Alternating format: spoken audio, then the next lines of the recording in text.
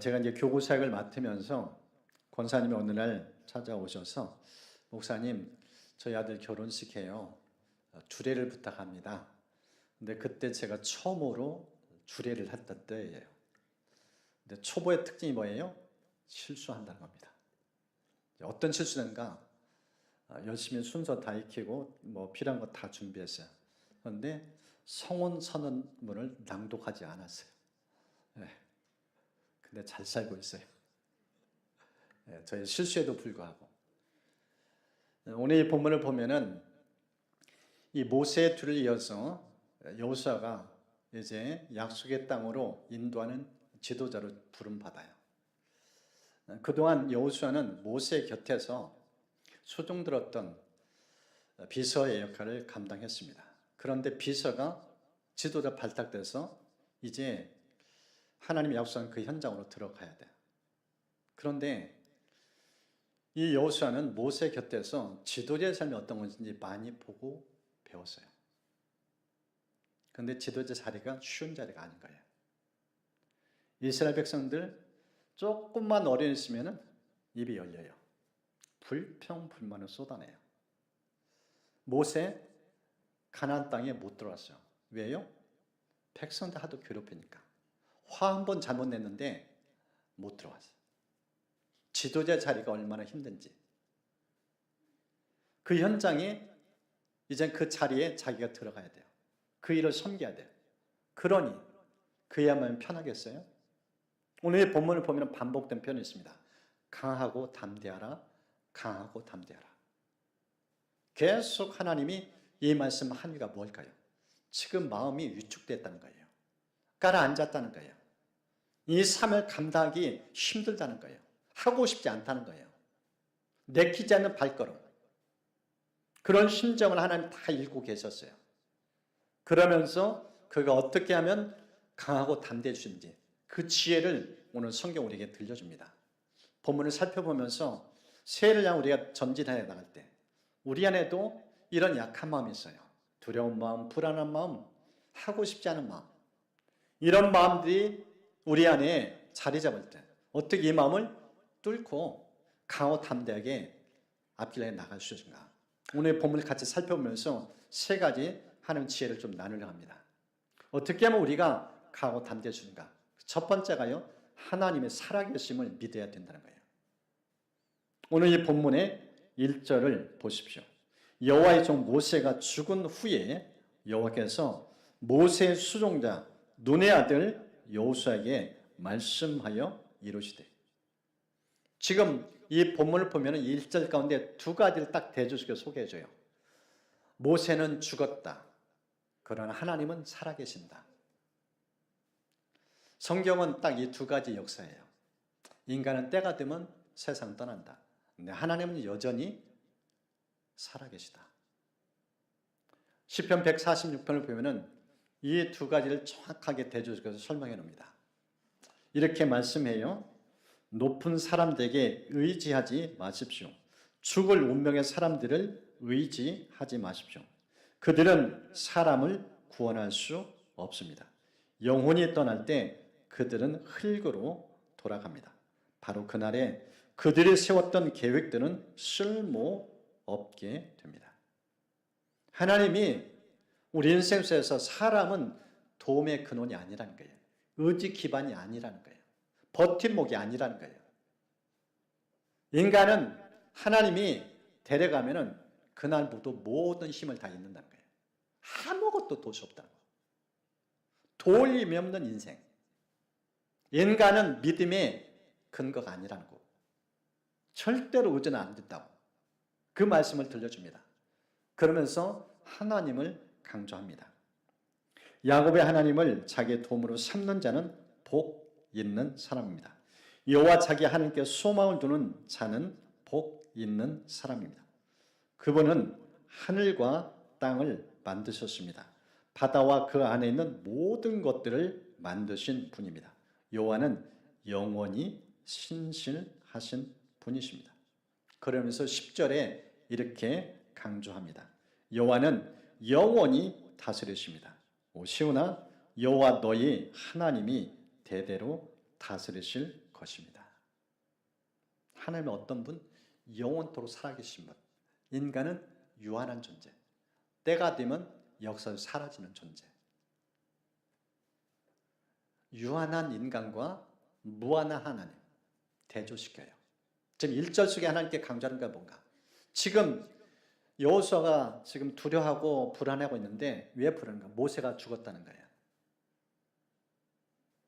이스라엘 백성인된 지도자가 세상 떠나니까 마음이 가라앉은 거예요. 하나님이 강조지 뭐예요? 모세는 떠날 존재였어. 내가 이제 그만두라면 그만두는 존재가 인간이야. 그런데 하나님은 영원토록 살아계셔. 네가 주목할 대상은 모세가 아니라 하나님이야. 하나님은 영원토록 살아계셔. 그 메시지입니다. 살아계신 하나님을 주목할 것을 좀 강조하고 있어요. 우리가 성경 보면은 야곱의 삶의 여정을 보여줍니다. 우리가 통독하고 있는데 야곱에 대해서 많은 생각을 갖게 만들어져요. 근데 야곱의 특징이 뭔가? 시편 146편도 야곱의 하나님 단을 썼어요. 여러분, 야곱이라는 존재는요, 하나님 만나기 전에 얼마나 잔꾀 등한지 몰라요. 지기 싫어해요. 욕심꾸러기예요. 형의 것, 자기 목도 있는데 형의 것까지 취해가지고 자기 것 삼으려고 해요. 그러니 형과 갈등이 끊이지 않아요. 장자권 뺏어가죠. 아버지가 축복한다는 그것도 뺏어가죠. 다 빼앗아가요. 그러니 형이 가만히 있겠어요?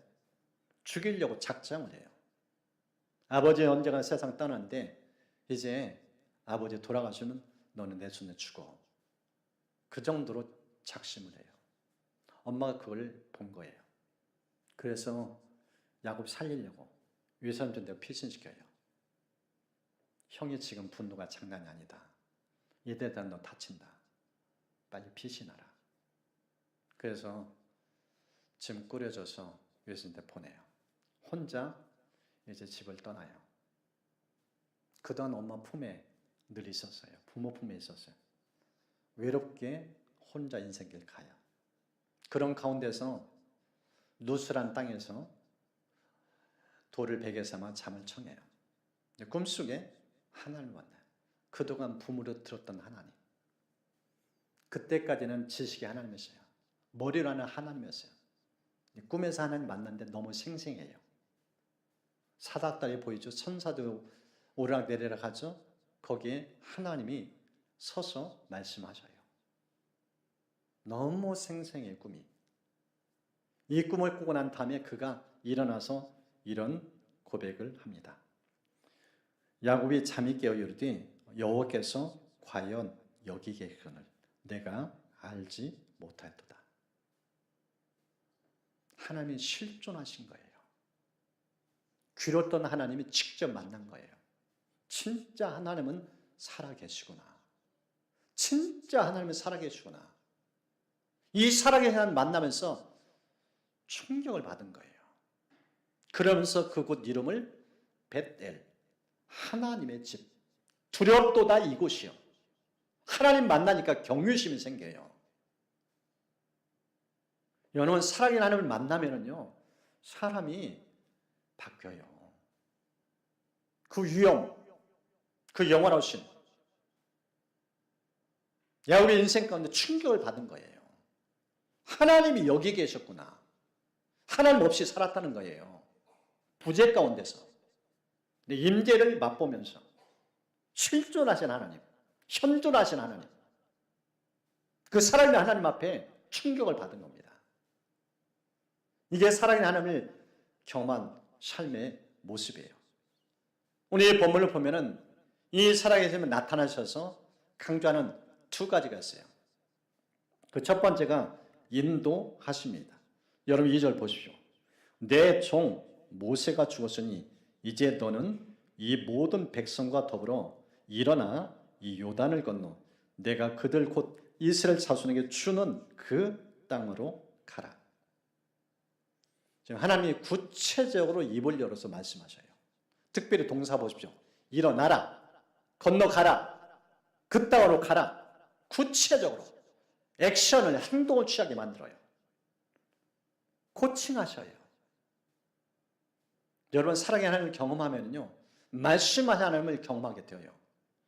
하나님은 살아계시구나. 지금 우리가 성경을 읽어가면서 이 한 구절씩 올려가지고 기도 제목 해서는데 참 은혜가 돼요. 말씀하신 하나님, 죽은 하나님이 아니에요. 지금도 하나님 말씀 살아서 내 인생 건데 말씀하시구나. 이걸 경험하면 하루하루가 신나요. 내일은 무슨 말씀할까? 성경 읽는 것 자체가 행복해요. 즐거워요. 기대감이 충만해집니다.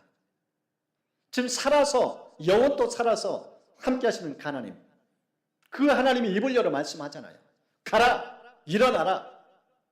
무슨 뜻이에요? 주저앉지 말라는 거예요. 두려 떨지 말라는 거예요. 하나님이 살아계시니까 인도를 구체하는 이 모습을 보여줍니다. 두 번째, 이 살아계신 하나님의 행하시는 일을 보면은 약속하시는 모습이 있어요. 3절 보십시오. 내가 모세에게 말한 바와 같이 너희 발바닥으로 밟는 곳은 모두 내가 너에게 어땠다고요? 주었다. 아직 그 땅 들어가지도 않았어요. 밟지도 않았어요. 근데 하나님이 주었대요. 줄 것이다가 아니에요. 이미 주었다고 선언을 하고 있어요. 하나님은 그 땅에 대한 확실한 보증을 해주셔요. 약속이에요. 약속은요, 애매모호하지 않아요. 하나님은 그 말에 책임지는 분이에요. 신실하신 분이에요. 그 모습을 지금 보여줍니다. 그 땅 가기를 두려워하고 있는 상황 가운데서 이미 주었다고 선언을 하고 있어요. 그러니까 담대하게 가라는 겁니다. 이 창세기를 보면은 야곱이 이 꿈을 꾸는 가운데서 하나님의 음성을 들어요.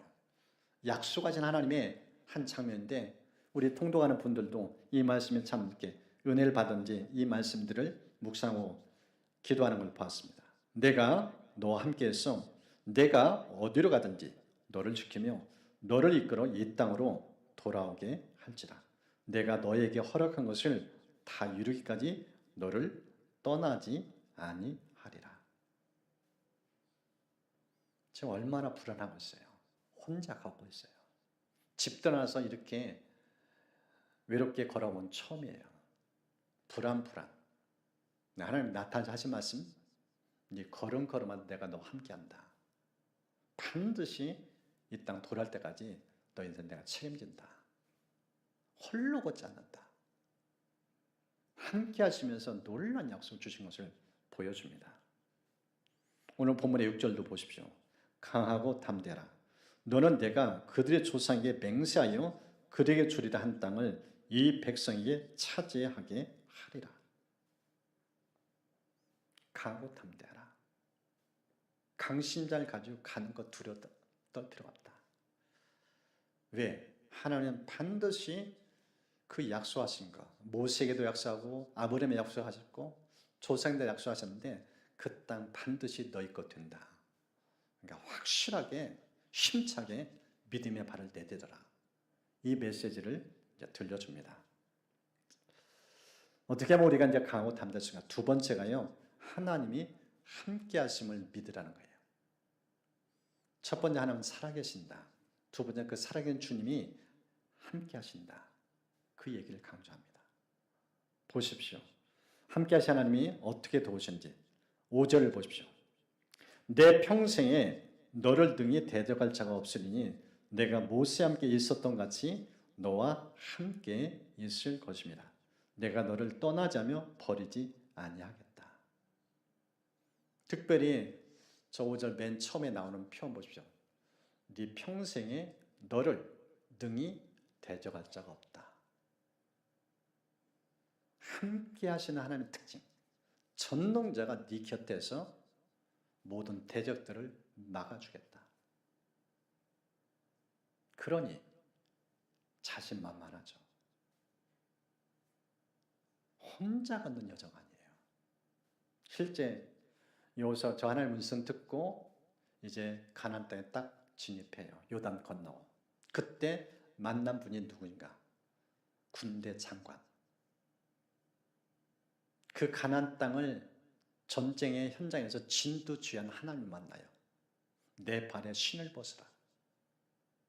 하나님이 모든 전권을 가지고 이 이스라엘 군대를 통솔하겠다는 거예요. 네가 장관 아니다. 내가 장관이다. 내 명령 들어. 내가 대장이다. 하나님이 친히 싸운다는 거예요. 실제 가나안 여정 보십시오. 하나님이 앞장서서 다 싸워요. 31번의 전쟁이에요. 패배한 적이 없어요. 백전백승이에요. 능히 대적할 수 없게 하신 하나님. 하나님이 함께 하시면은 이런 놀라운 승리를 얻게 된다는 거예요. 그러니 자신감이 충만하죠. 이 사무엘상 17장에 등장하는 다윗.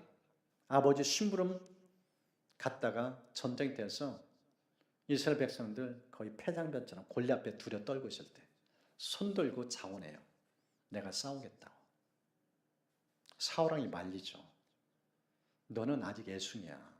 10대 소년이야. 아직 군인 징집도 안 됐어. 20세 이상 돼야 현역 군인 들어가주는데 그 나이에 못 미쳤어요. 그러니 전쟁 때 나가라 하겠어요? 아무리 자원해도 말려요. 그때 이 다윗이 뭐라고 얘기해요?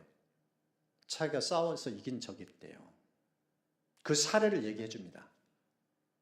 주의 종이 사자와 곰도 쳤음즉 살아계시는 하나님의 군대를 모욕한 이 할례 받지 않은 블레셋 사람이니까 그가 그 짐승의 하나같이 되리다.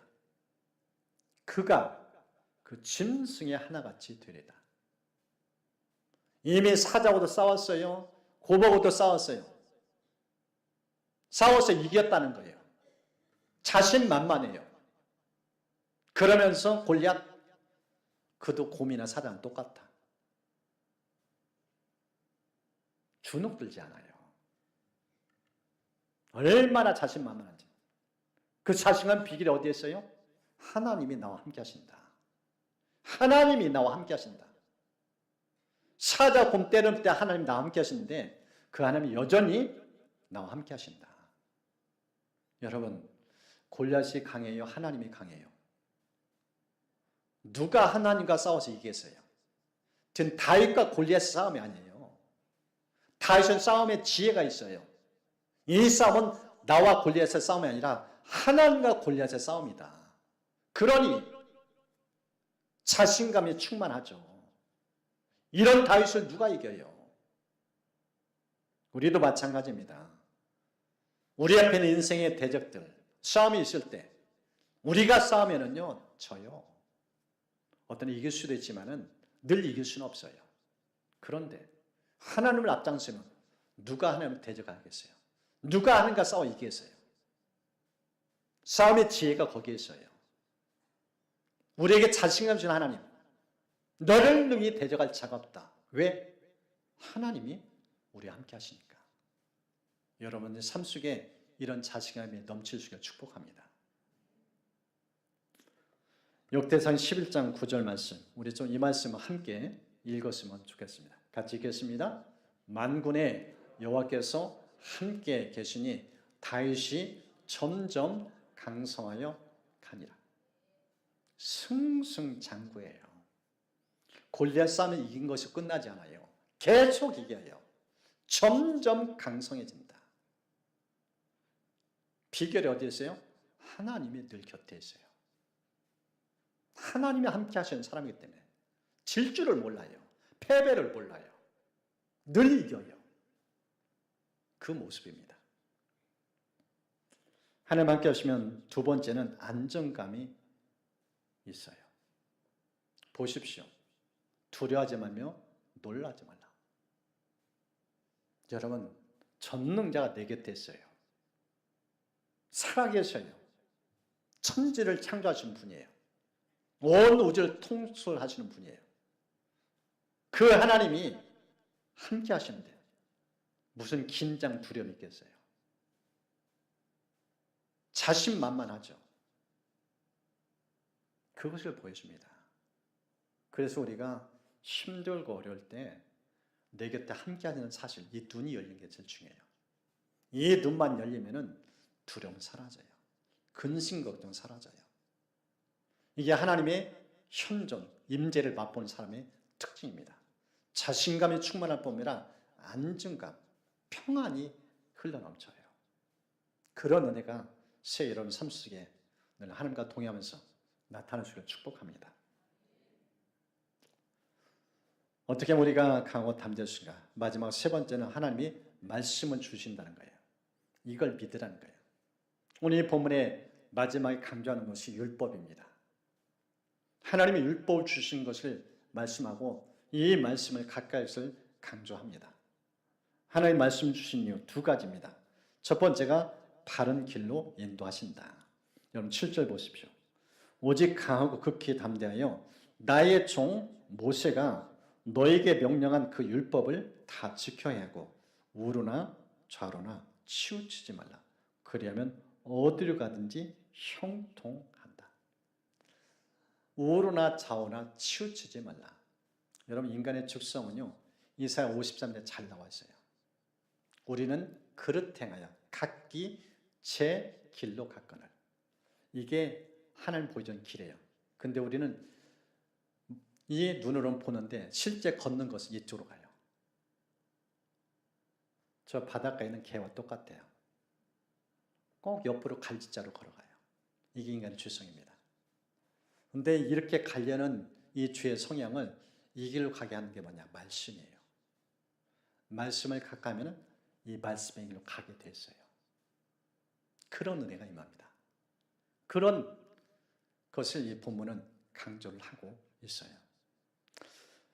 이 신약을 보면은 사도 바울이 하나님께서 이방인 사역자로 복음 전환자로 불렀는데 이 사역이 만만치가 않아요. 많은 고통을 겪습니다. 제대로 걸어갈 수 없을 만큼 그가 겪은 고충들을 이렇게 소개합니다. 많은 인내, 환난, 궁핍, 곤경, 매맞음, 옥에 갇힘, 난동, 수고, 불면, 굶주림. 이게 바울이 걷는 이 인생 여정, 목표 여정이에요. 한두 가지 어려움이 아니에요. 이런 상황 속에서 바울의 삶 속에 나타나는 특징이 있습니다. 순결, 지식, 인내, 친절, 성령의 감화, 거짓 없는 사랑, 이런 모습들이에요. 근데 이런 모습이 어떻게 나타나는가? 진리의 말씀, 하나님의 능력. 말씀을 가까이니까 현세는 녹록지 않은데 삶 속에 사랑이 흘러가고 하나님의 마음이 흘러가요. 진리의 말씀이라고 표현하고 있어요. 저렇게 피투성이 될 정도로 힘겨운 일을 겪으면 육적 본능이 나타날 수 있는데 그런 게 없어요. 말씀의 통제를 받으니까. 말씀의 길로 가니까. 그가 이렇게까지 말합니다. 우리는 속이는 사람 같으나 진실하고 이름 없는 사람 같으나 유명하고 죽는 사람 같으나 보십시오 살아 있습니다. 징벌을 받는 사람 같으나 죽임을 당하는 데까지는 이르지 않고 근심하는 사람 같으나 항상 기뻐하고 가난한 사람 같으나 많은 사람을 부유하게 하고 아무것도 가지지 않은 사람 같으나 모든 것을 가진 사람입니다. 손에 돈 한 푼 없어요. 남들이 볼 때는 무시당한 게 쉬운 모습들이에요. 그런데 바울의 삶은 역설적이에요. 그 비밀이 어딘가? 하나님 그분의 말씀. 부유의식이 가득해요. 모든 걸 가졌다고 표현하고 있어요. 돈에 눌려 살지 않아요. 근심 걱정이 없어요. 하나님의 임재 충만해요. 말씀의 지배를 받으니까 예수 충만이에요.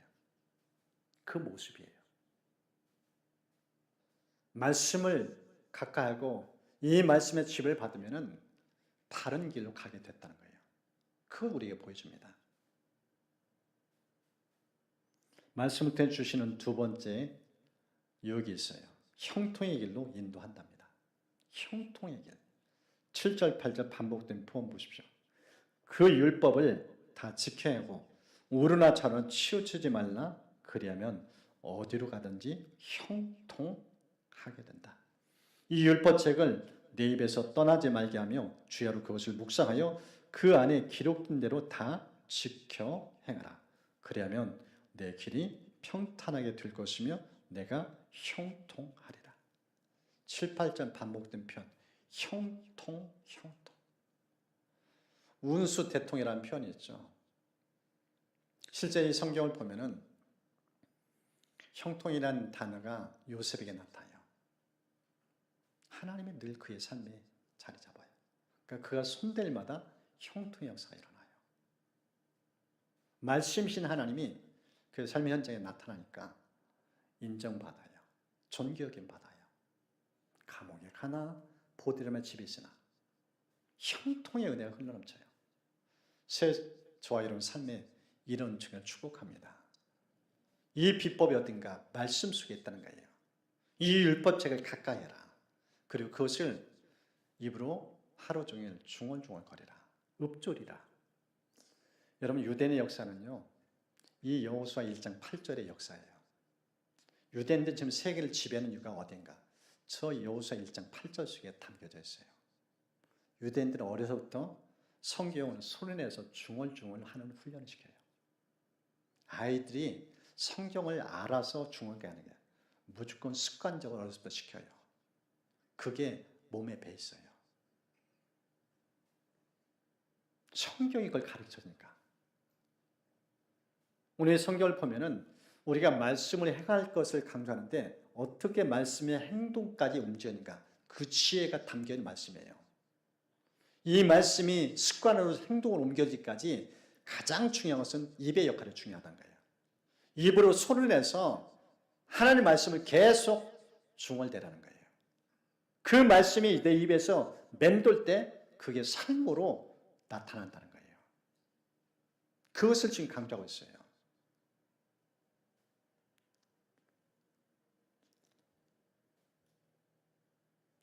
우리 이제 신약을 보면은 에베소서의 6장에 영적 전쟁에 대해서 소개합니다. 우리가 보이지 않는 악한 영과 싸움이 있다는 거예요. 근데 이 싸움을 승리할 수 있도록 하나님께서 우리에게 무기를 주셨다고 말씀하셨어요. 하나님의 전신갑주. 머리에는 구원의 투구예요. 가슴에는 의의 호심경이에요. 그리고 허리에는 진리의 띠를 벨트를 하고 있어요. 그리고 발에는 복음의 신을 신어요. 그리고 한 손에는 믿음의 방패를 가져요. 그리고 또 한 손에는 성령의 검, 하나님의 말씀이 있어요. 6가지 중에서 6가지 무 중에서 딱 하나만 공격용 무기예요. 성령의 검, 하나님의 말씀. 방어만 가지도 안 돼요. 진짜 중요한 건 공격을 해야 돼요. 실제 예수님께서 40일 광야 시험 받은 후에 사탄을 제압하는데 뭘로 제압했어요? 기록되었으되 신명기서를 인용해요. 말씀을 딱 인용해서 제압을 시켜요. 여러분 마귀는 거짓의 압입니다. 사탄은 거짓을 통해서 우리를 공격해와요. 근데 이 거짓을 대항할 수 있는 전략은 진리예요. 그래서 성경을 가까이 하면 거기에 있습니다. 유대인들이 왜 저렇게 쓰임받는가? 진리의 말씀을 가까이 하기 때문이에요. 말씀을 가까이 하니까 그 말씀의 지배를 받으니까 그런 지혜가 흘러간다는 거예요. 뇌과학자들이 뇌에 대해서 연구를 해요. 그러면서 인간의 삶 속에서 이 뇌의 기능, 특별히 저 전두엽은요, 인간의 언어를 기억하는 기억 장치예요. 저 전두엽에 어떤 언어가 담겨있냐에 따라 그 사람의 인생이 달라진다는 거예요. 부정적인 언어가 저 뇌에, 저 전두엽에 내장되어 있으면 인생 부정적으로 살아요. 그런데 저 뇌에, 전두엽에 긍정의 언어가 심겨져 있으면 그 긍정적으로 살아요. 내 인생은 저 뇌 속에 담겨져 있다는 거예요. 그런데 저 뇌에 언어가 담긴 데 있어서 중요한 역할을 했어요. 그게 뭐냐면은 신경교세포인 이 글라이얼 셀이라는 거예요. 저 세포가 하는 일이 뭔가? 뇌 청소하는 거예요. 우리가 밤에 잠을 자는데 저 글라이얼 셀이라는 저 세포가 움직여요. 일을 해요. 어떤 일인가? 기억하지 말 것은 다 쓸어내는 거예요. 기억할 것만 그때 잠잘 때 장기 기억장소로 보내서 기억시켜요. 근데 이 장기 기억장소로 보내는 중요한 역할은 뭔가? 하루 온종일 내 입에서 종알된 거. 그런데 저 장기 기억장소로 가는데 한 단어를 몇 번을 반복하는가? 연구했는데 3,000번 이상이에요. 그러니까 여러분들이 성경을 좀 뭔가 가까이 하고 그런다고 해서 성경이 몇 번인데 몇 번 읽어도 안 돼요. 중얼중얼 3,000번 이상. 그때 뇌에 그 단어가 기억에 남는다는 거예요. 그게 저장된다는 거예요. 그 저장된 단어가 여러분 인생을 지배해요. 여러분 삶을 통제해요. 근데 그 뇌에 그 단어가 없으면 여러분 마음대로 살아요. 습관대로 살아요. 이 부분은 이제 다음 주에 조금 더 좀 깊이 있게 다루려고 합니다. 뇌에 뭐가 담겨 있는가? 어떤 언어가 담겨 있는가? 그의 삶을 지배해요. 왜 우리가 성경을 가가는가? 하나님 저 지혜를 주셨어요. 저 지혜를 주셨어요. 가나안 정복전제 전략은 여호수아 1장 8절 말씀이에요. 여호수아 네 뇌에 하나님 말씀 담겨 있으면 승리해. 말씀 가까이 해. 거기에 승리의 비결이 담겨 있어. 그 메시지입니다. 오늘 성경을 통해서 우리가 세 가지를 살펴봤습니다. 하나님께 우리에게 강하고 담대한 은혜를 주시길 원해요. 어떻게 그게 가는가? 하나님은 사랑이시다. 하나님은 함께 하신다. 그분은 말씀 통해서 그 은혜를 부어주신다. 그 강조점이에요. 한 분이 성경을 읽으면서 통독하면서 주신 은혜를 이렇게 써주십니다. 말씀을 보는 눈이 열리다. 매일 아침마다 성경을 읽고 있다. 처음에 통독을 시작할 때는 아침과 저녁 중 언제 해야 할지 갈팡질팡했는데 이제는 말씀 읽는 시간이 자리를 잡아서 아침 하루의 활동을 시작하기 전에 방에서 말씀을 읽는다. 분주한 삶에서 떨어져 나와 하나님 앞에 고요히 앉아 말씀을 묵상하는 것이 내 영혼에 마르지 않는 샘물이 됨을 깨달았다.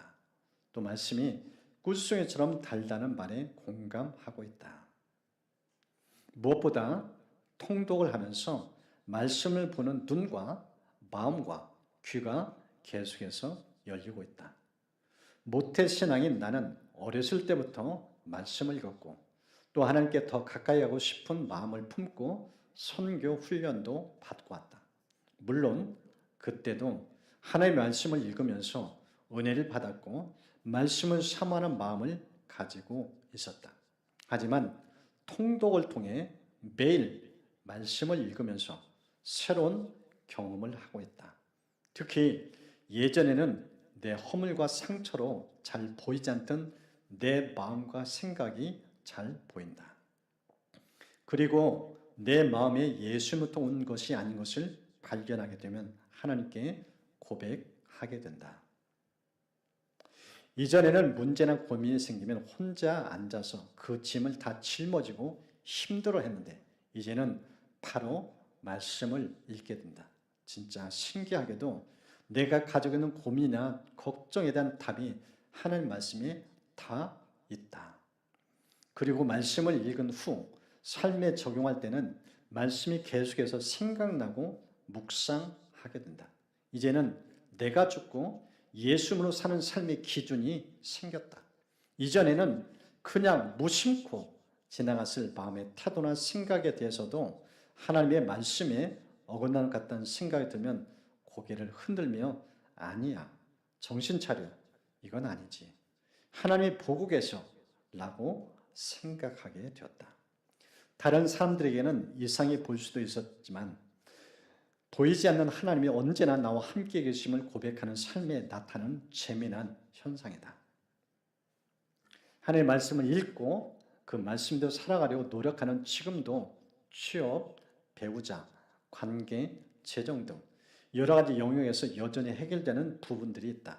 하지만 그 영역들 가운데 전신갑주를 입고 예수님 닮아가는 삶을 살아보려고 부단히 노력 중이다. 때로는 옛 자아가 불쑥 튀어나와서 나를 다시 끌어내리려고 하지만 그때마다 예수님을 간절히 찾는다. 예수님, 제 마음이 또 이래요. 제 생각이 또 저리로 가려고 해요. 붙잡아 주세요. 죄보다 먼저 달려가는 내 발과 입술과 눈을 예수님께 묶어두고 싶다. 내 멋대로 살려고 하면 삶이 엉망진창이 되지만 나를 버리고 예수님의 길로 걸어가려면 폭풍 속에서 고요함과 평안함을 찾게 된다. 그래서 나는 오늘도 하나님 말씀을 읽고 묵상한다. 성경을 가면서 사람이 달라진 게 보여져요. 느껴져요. 옛날은 내 생각, 내 마음, 내 고집대로 살았어요. 내 말씀을 각하니까 진리가 무엇인지, 어떻게 살았는지 그 길이 보여요. 그래 내 생각을 내놓고 하나님의 생각을 취해요. 이게 말씀을 읽는 사람의 특징입니다. 말씀을 각하하면 옛날대로 살 수가 없어요. 옛날 방식을 내려오게 돼 있어요. 신앙의 비결은 하나님 말씀이에요. 이 말씀을 펼치고 읽기 시작하면 말씀의 길로 가게 하셔요. 반드시 주님께서 그 길로 인도해 가셔요. 새해 여러분들이 성경을 통독하면서 함께 나눴던 이 사람처럼 여러분의 그런 간증이 선명하게 나타나시기를 축복합니다. 말씀은 살아있고 하나님 영원토록 살아계셔요. 이 기록된 말씀은 죽은 사문서가 아닙니다. 말씀 펼친 순간 성령께서 감동하셔요. 무엇을 말씀한지, 어떻게 살아왔는지 정확하게 분명히 말씀하십니다. 여러분 이 말씀 속에 하나님 만나고 여러분 말씀이 예배에서 하루 온종일 중얼중얼 되면서 하나님께 여러분 어떻게 형통케 하신지 그것을 온몸으로 체험하는 그런 복된 한 해 되시기를 축복합니다.